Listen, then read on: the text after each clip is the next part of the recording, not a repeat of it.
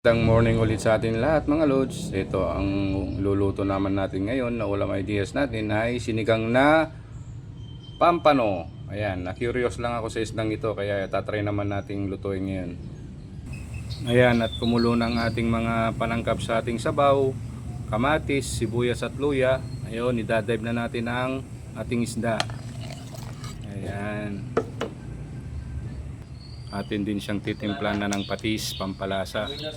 Lods. Ayan, isunod na natin ilagay ang ating kangkong. Ayan. Kangkong. Pampahaba ng buhay, gulay is life.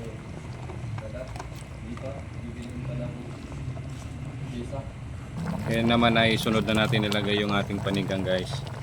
Sinigang powder mix. Ayan, ni Mang Kanor. Tantayin muna natin guys, baka maasim na masyado yan. Lagyan na rin natin yung konting seasoning ni Mang Aji. Ayan.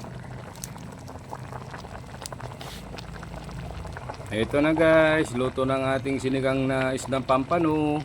Salamat po ulit sa inyong panunood.